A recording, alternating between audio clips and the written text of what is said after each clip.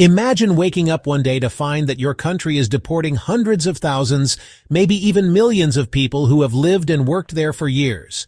Streets that were once full of diverse voices and cultures suddenly feel emptier. Businesses struggle to find workers, prices start to rise.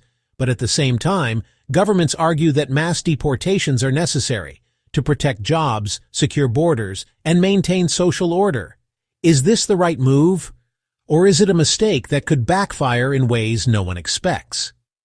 Today, we're diving into the top 10 countries kicking out immigrants in 2025, uncovering the numbers, the reasons, and the consequences. Some of these countries have doubled or even tripled their deportation rates in just 2 years.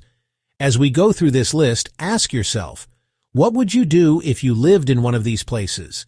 Would you support these deportations, or do you think governments should be handling immigration differently?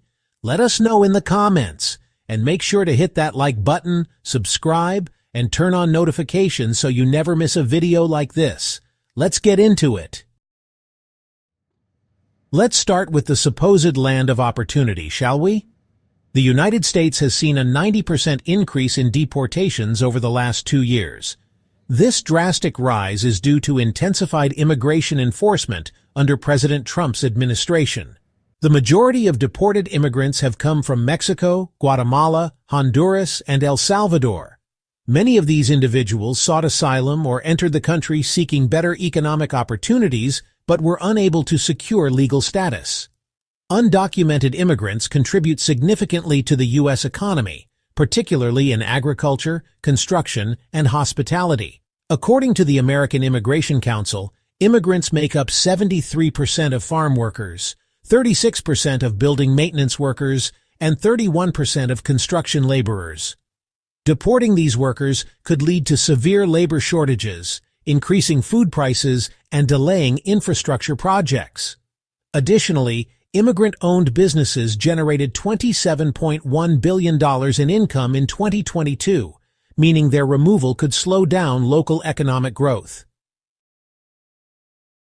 Across the pond, our friends in the United Kingdom aren't exactly rolling out the red carpet either. The United Kingdom has increased deportations by 50% since 2023. The UK government has justified this by arguing that illegal immigration puts pressure on housing, healthcare, and social services. Most undocumented immigrants in the UK come from India, Albania, and Nigeria. Many entered on student or work visas, but overstayed due to difficulties obtaining permanent residency. Despite this, undocumented immigrants contribute significantly to the UK economy, particularly in healthcare, construction, and retail. Deporting them could worsen labor shortages in the NHS, where immigrant workers fill crucial roles as nurses, caregivers, and medical assistants. Post-Brexit immigration policies have already made it difficult to find workers in many industries. With mass deportations, the UK risks further disrupting key sectors and increasing labor costs. Up next, Germany, land of rich history and cultural diversity and a complex stance on immigration. Germany has also significantly increased deportations, marking a 55% increase compared to 2023. The German government has ramped up deportations as part of broader efforts to control asylum seeker inflows and manage rising costs associated with immigration. Most undocumented immigrants in Germany come from Syria, Afghanistan, and Iraq, fleeing war and instability. While Germany initially welcomed many asylum seekers, public opinion has shifted due to concerns over housing shortages and social integration challenges. Undocumented immigrants have contributed to the manufacturing, logistics, and care industries, filling crucial labor shortages in an aging workforce. Deporting them could worsen Germany's demographic crisis, as the country already struggles with a declining birth rate and a shrinking labor force. The social consequences could also be significant, as mass deportations might increase tensions between local communities and immigrant populations, particularly in cities with large refugee populations like Berlin and Hamburg. Next, Italy, a country with a long and storied history of immigration, is now facing its own reckoning. In 2025, Italy has increased deportations by 40% compared to 2023, with thousands of migrants being removed each month. This surge in removals is largely driven by the right-wing government under Prime Minister Giorgia Meloni, who has promised a tougher stance on illegal immigration. The majority of undocumented immigrants in Italy come from Tunisia, Morocco, Egypt, Nigeria, and Senegal. Once in Italy, many undocumented immigrants take on low-paying jobs in agriculture, domestic work, construction, and hospitality. The government has justified its deportation policies by citing concerns over border security, crime rates, and economic strain. Additionally, with youth unemployment at 22.3%, some argue that removing undocumented workers could create more job opportunities for Italians. Deporting thousands of migrant laborers could lead to higher costs for consumers and businesses, as farms and factories struggle to meet production demands. Beyond the economic impact, mass deportations have also strained relations between Italy and African nations. Tunisia and Morocco, two of the main countries where deported migrants are sent back, have criticized Italy for its harsh policies. France, under the leadership of Emmanuel Macron, has faced significant challenges with its immigration policies. France has increased deportations by 45% over the past 2 years, the highest number in the European Union. The French government has cited concerns over national security and social unrest as key reasons for the crackdown. The majority of deported immigrants in France come from Algeria, Morocco, Tunisia, and sub-Saharan Africa. Many of them entered France seeking employment opportunities but were unable to secure legal residency. The government has been particularly aggressive in removing individuals who are undocumented or have criminal records, arguing that illegal immigration contributes to rising crime rates. However, undocumented immigrants play a vital role in construction, agriculture, and domestic services. Deporting large numbers of these workers could disrupt infrastructure projects and lead to higher labor costs, which may be passed on to consumers. All right, we've seen some shocking numbers so far, but we're only halfway through the list. Some of these deportation rates are staggering, and the impact on economies and communities is something that can't be ignored. But we want to hear from you. Do you think these countries are making the right decision? Should governments be stricter on illegal immigration, or should they focus more on creating legal pathways for workers and refugees? Drop your thoughts in the comments. And while you're here, don't forget to hit that like button if you're finding this topic interesting. It really helps us bring you more deep dive content like this. Pakistan, once a country known for its solidarity with those fleeing conflict, has taken a decidedly different turn in recent years. Pakistan has had a 200% increase in deportations compared since 2023.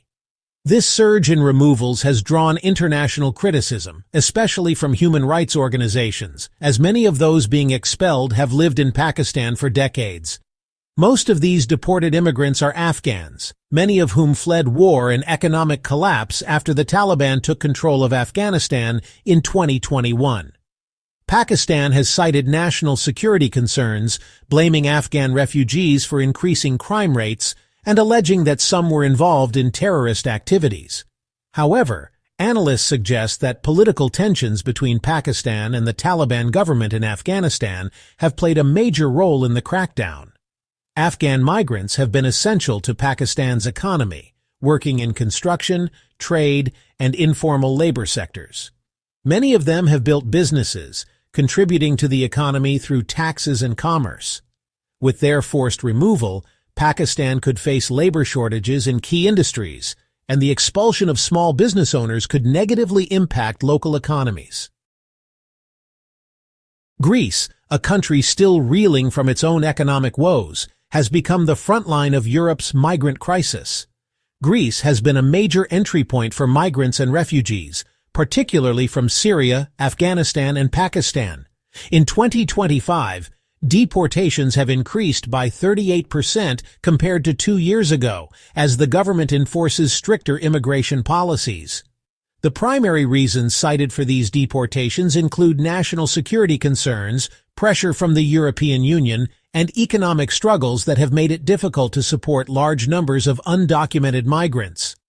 Many of these immigrants have contributed to Greece's economy by working in agriculture, fishing, and construction, sectors that heavily rely on low-cost labor. Without them, businesses face worker shortages, driving up costs and slowing down growth. Tourism, a major industry in Greece, has also benefited from immigrants working in hospitality and services. With mass deportations, labor gaps are emerging, potentially impacting service quality and increasing operational costs for businesses. Socially, deportations could lead to increased tensions within communities, particularly in urban areas where immigrant populations have been well integrated for years. Sweden, known for its progressive stance on immigration, has faced significant challenges in recent years due to an influx of refugees and migrants. Sweden has escalated deportations by 62% over the last 2 years. The Swedish government argues that high levels of illegal immigration are leading to rising crime and social integration challenges. Most undocumented immigrants in Sweden come from Iraq, Syria, and Somalia. Many have sought asylum, but were denied due to strict immigration policies.